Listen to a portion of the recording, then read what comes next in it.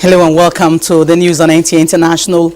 We're streaming live on Vision TV 247 and other social media platforms displayed on your screen. I'm Nancy Godi Angunihu, and on sign language is Taiwo Ozoma. First to the headlines.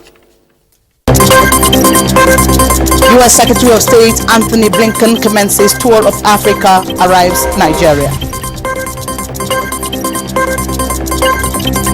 Nigerian Meteorological Agency appeals to farmers to take advantage of weather seasonal predictions for 2024 rainy season farming activities. Plus, change of leadership at Ogun State House of Assembly.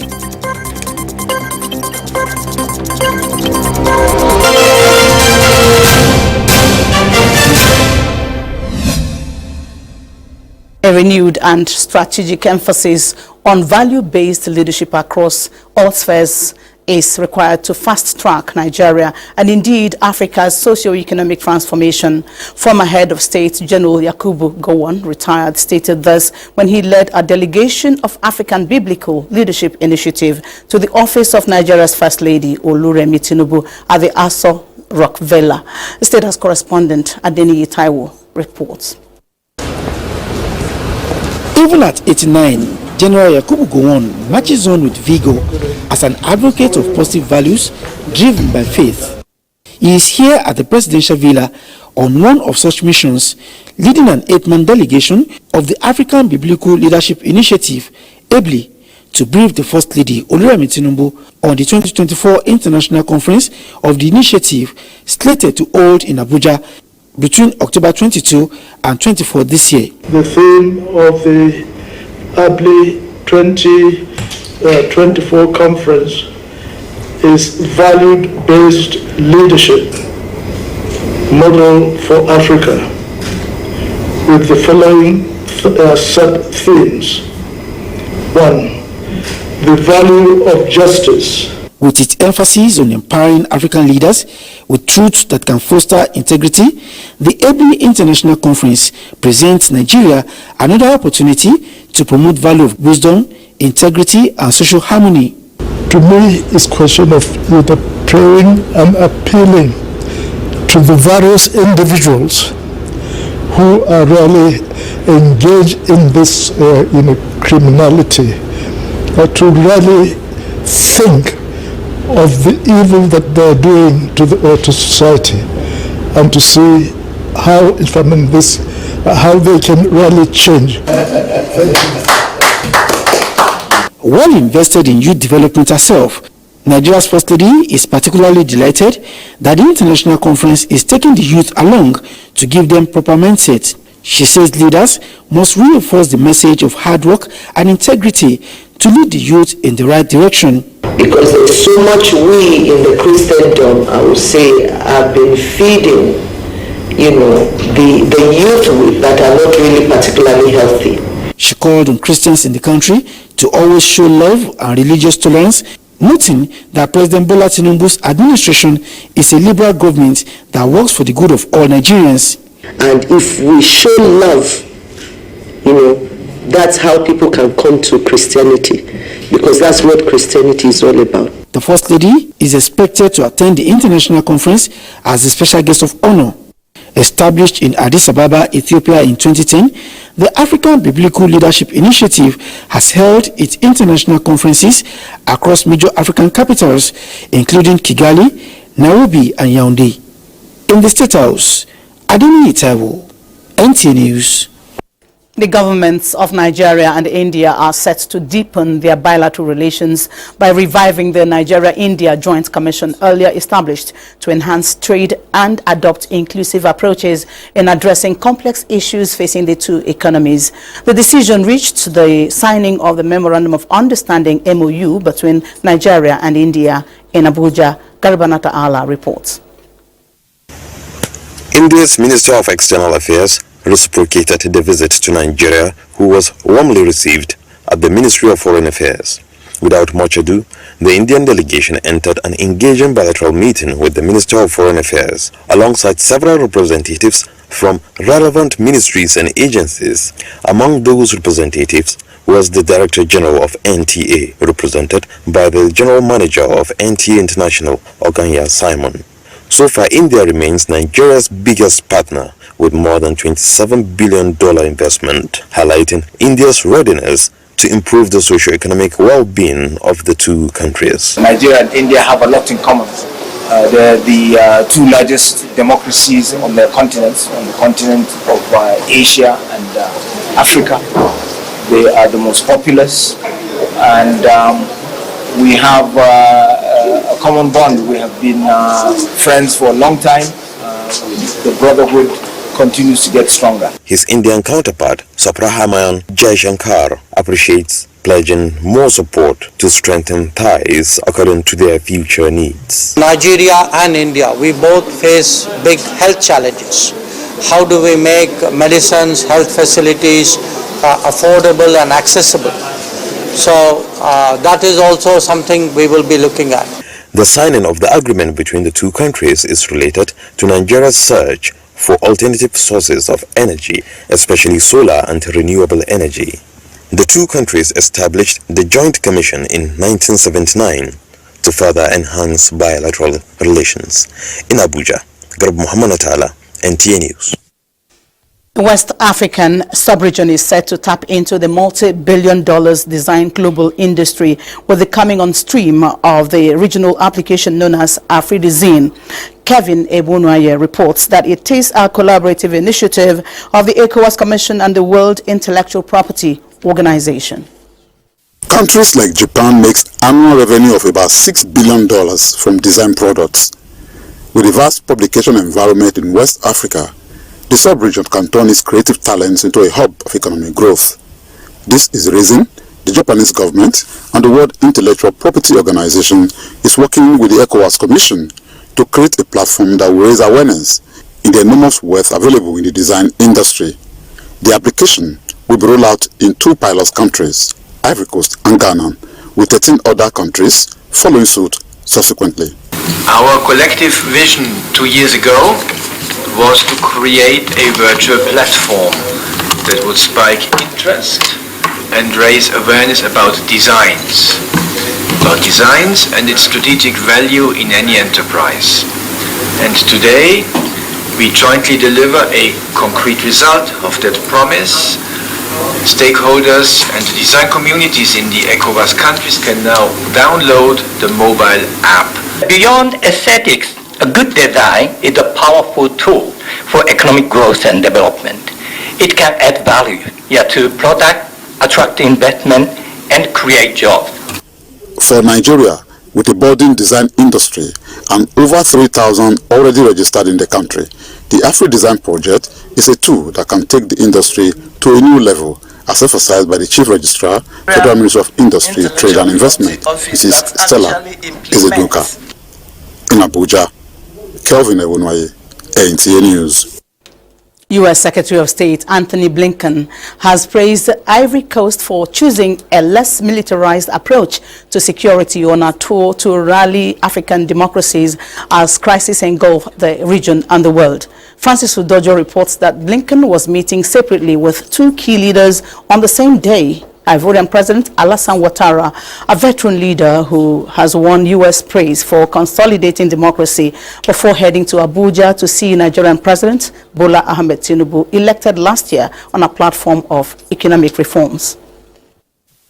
In Abidjan, Blinken held Ivory Coast stand against last year's coup in Niger and its approach of building security together by investing economically to combat extremism in northern areas bordering Mali and Burkina Faso. Blinken said Ivory Coast approach can serve as a very powerful model for other countries. Ivory Coast has not experienced a major terrorist attack for some 2 years, despite its troubled neighborhood.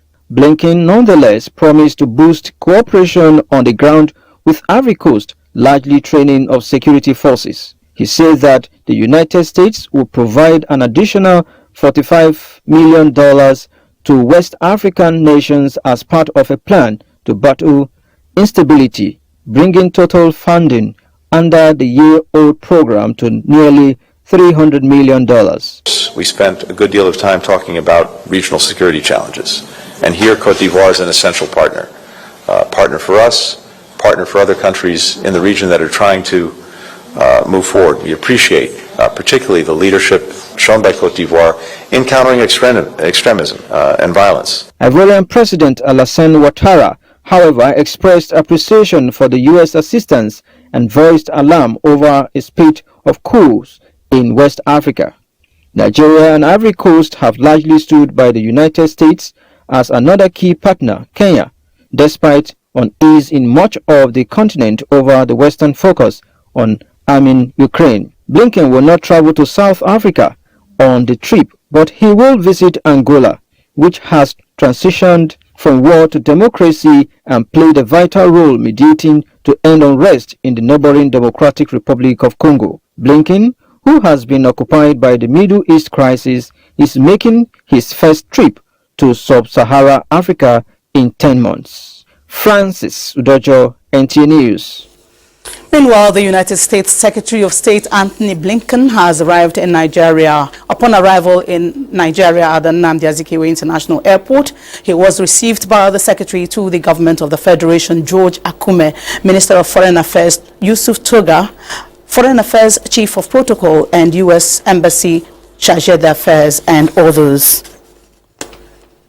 A civil liberties crackdown repression in Xinjiang and Hong Kong's draconian national security law are among concerns expected to be raised during a UN review of China's right record.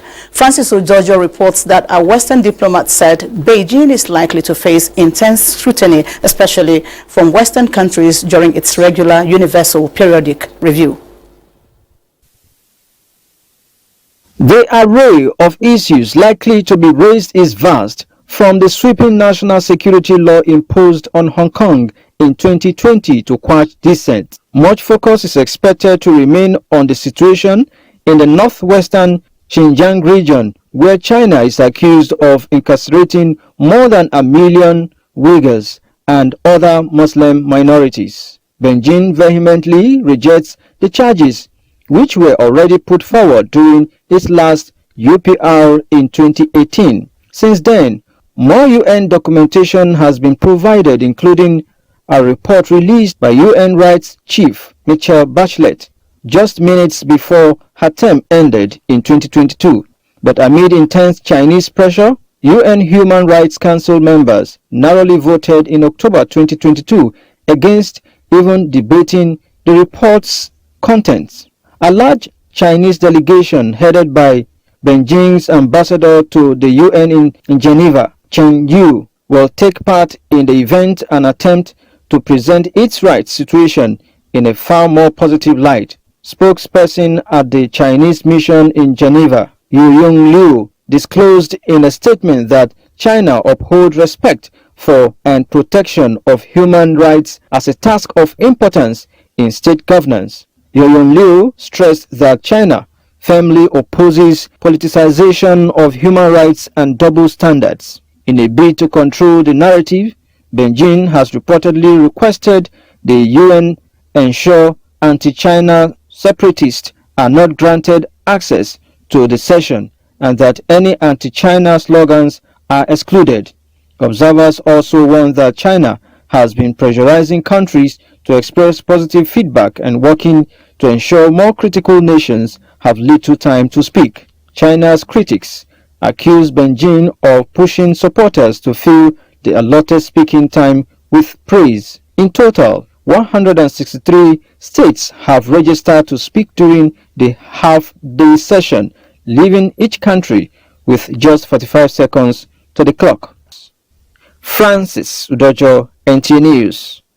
Donald Trump aims to steamroll his way toward the Republican presidential nomination Tuesday in the New Hampshire primary, making short work of his only surviving opponent, former UN Ambassador Nikki Haley.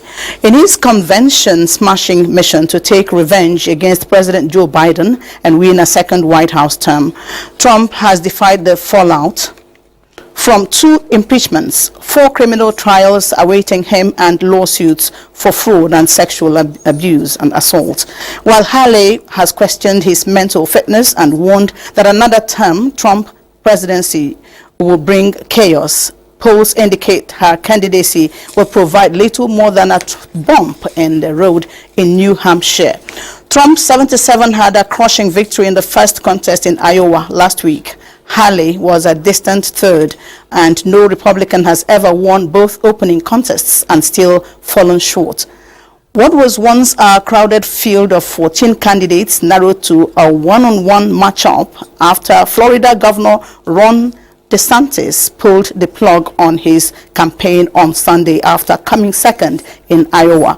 He and Trump were in a comparatively close race until the ex-president's indictments for accounting fraud, criminal election interference, and Espionage Act violations began to drop in March, compelling his supporters to close ranks. You're watching the news on NTA International. We take a break. The Nigerian Meteorological Agency has appealed to farmers to take advantage of the weather seasonal predictions to plan their 2024 rainy season farming activities. This is coming as the Nigeria Civil Aviation Authority says it will take action against any airline operator and pilots that disobey weather-related warnings. Musa Aliyu reports. Environmentalists are of the view that weather-related information remains critical in the nation's development plan and mitigation against natural disasters. And that is the reason behind the annual presentation of the seasonal prediction by the Nigerian Meteorological Agency, NIMET.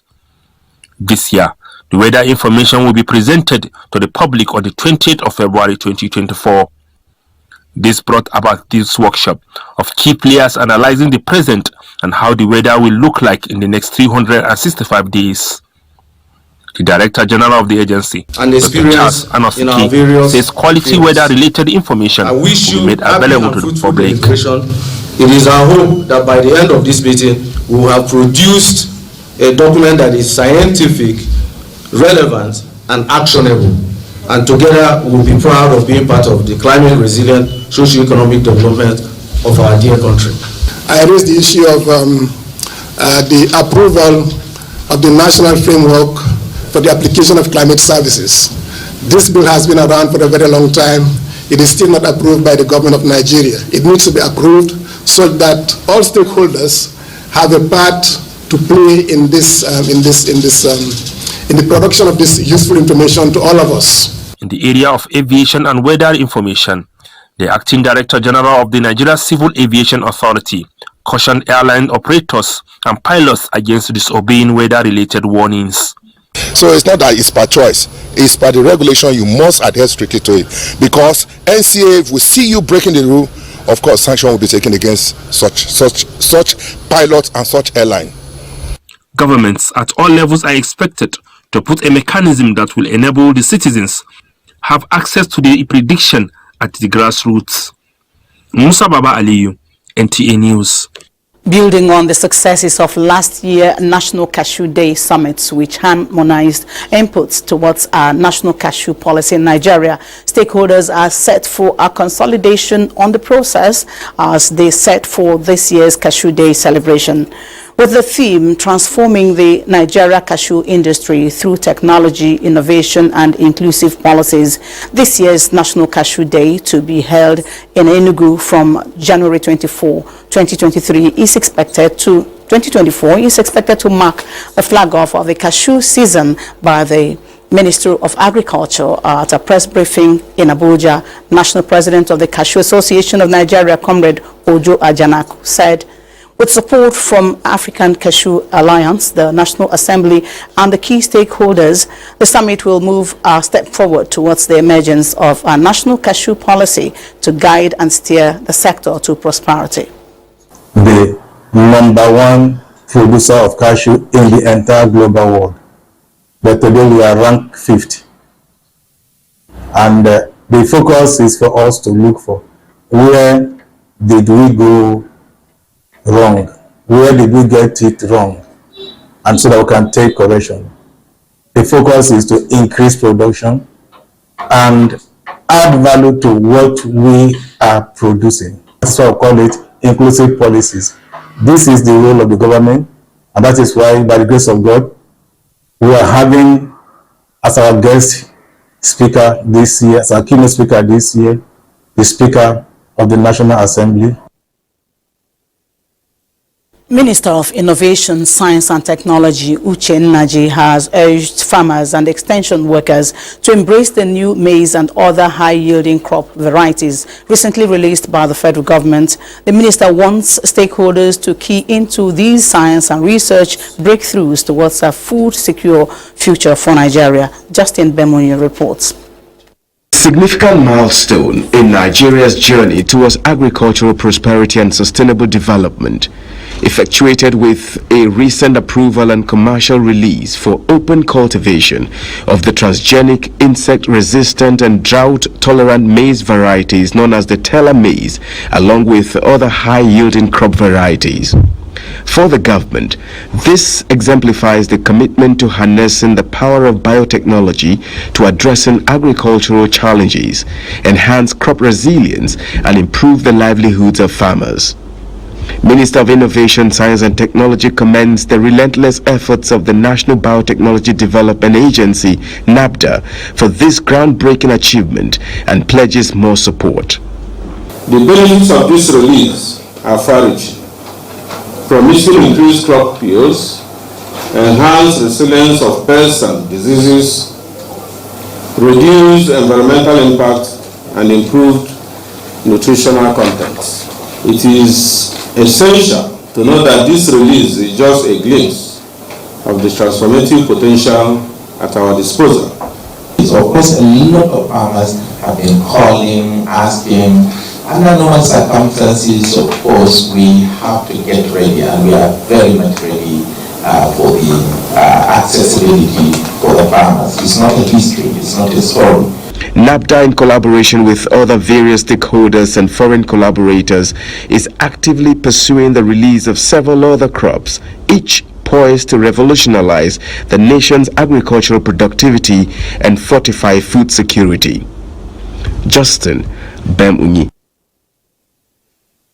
Over two-thirds majority members of the Ogun State House of Assembly have impeached the former Speaker of the House, Olakunle Oluomo, and elected Oladaisi Elimide as the new Speaker. Yemi Dalemo reports that the former Speaker, Olakunle Oluomo, was impeached over allegations of gross financial misconduct, among others. Members of Ogun State House of Assembly who resumed for plenary for the second sitting in the year 2024 were expected to come into the plenary and sit down and continue with their legislative business. But suddenly, in a twist of events, we started seeing a member holding the mace while some others took turn to man two entrances, preventing security agents from gaining entrance into the plenary. 15 out of the 18 members who signed for the impeachment of Olakunle Oluomo attended the plenary. Adegoke Adeyoju, representing APC, Yewa North 1, moved the motion for the Speaker's impeachment and was seconded by Ademola Adeniro, representing Shagamu 2, both members of the ruling APC. After his election, the new Speaker was sworn in by the Clerk of the House. Members have elected me as their new Speaker. Oluomo will go everywhere. He will come to us as members and tell us governor has not approved any money. Governor has not been giving us any money, that we should manage things. We keep managing. We later found out that governor has been giving us money. He takes memo to the governor, he takes everything to the governor, he gets money, he comes back to siphon all our money. It is no issue. We put him there and we decided to change him. It is very easy. We don't have issue.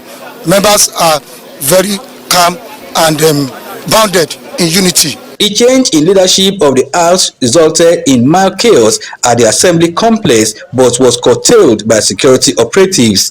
In Abeokuta, Yemi Dalemo, NTA News. Next is Wednesday's weather forecast.